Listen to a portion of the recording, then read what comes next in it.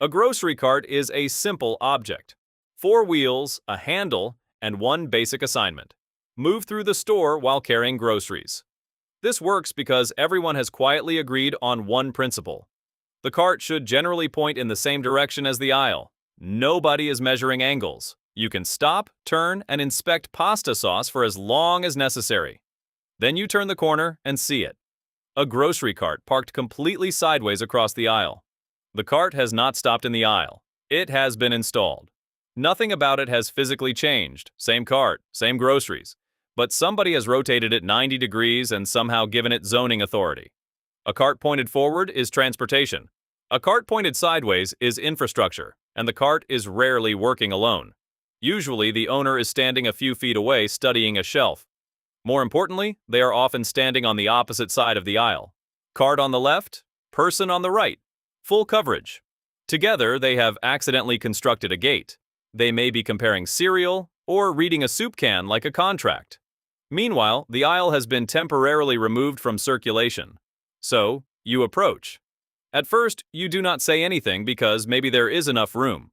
You slow down and begin calculating. Could your cart fit between the person and their cart? Could you angle slightly? You have gone from shopping to route planning. You continue approaching at half speed, hoping your presence will communicate the problem automatically. This is the grocery store equivalent of clearing your throat. Nothing. A little closer, still nothing. Now you are standing behind the barricade, holding your own cart like a vehicle at a closed railroad crossing. Eventually, the person notices. Oh, sorry. Good. The aisle is about to reopen. They grab the cart and move it approximately 3 inches. Technically, action has been taken. Practically, we have gone from impassable to optimistically passable. Because they moved it for you, you now have to attempt the gap. You cannot say, "No, I was hoping for a more substantial infrastructure project." So you squeeze through. Your cart passes theirs with half an inch to spare. Maybe the carts make a small plastic contact noise. Nobody makes eye contact. The obstruction has been acknowledged without actually being ended. There's also the abandoned cart variation. Someone leaves the cart diagonally in the aisle and walks away to retrieve something. Now nobody is available to move it. You could move it yourself. Physically, that would be easy. Socially, moving a stranger's grocery cart feels strangely intimate. Their purse may be in there. Their phone may be in there. Their rotisserie chicken is definitely in there. And somehow you now feel responsible for all of it. So you wait for the owner to return to their abandoned vehicle. Of course, you could simply say, "Excuse me." That is completely reasonable. But the obstruction is significant enough to stop you and minor enough that objecting to it makes you feel dramatic. Maybe they will move in 5 seconds. So you wait. Then 5 more. Now you have invested enough time that speaking feels even sillier. The person blocking the aisle is almost never trying to. They are simply focused on groceries.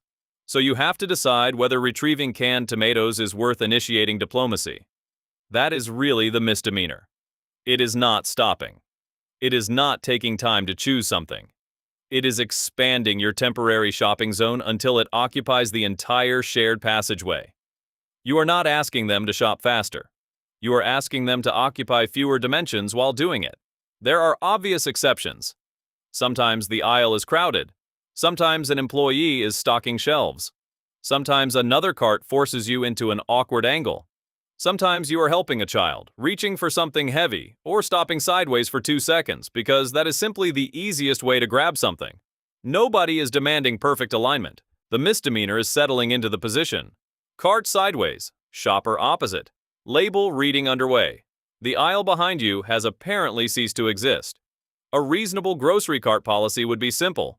If you are going to stop for more than a moment, pull the cart roughly parallel to one side and stand near it. You do not need precision parking. You do not need hazard lights. We are simply asking that the grocery aisle retain at least one functioning lane. The charge: parking a grocery cart sideways or diagonally across a shared aisle while conducting an extended shelf investigation. The defense: I was just looking at something. The verdict: technically shopping, spatially annexing.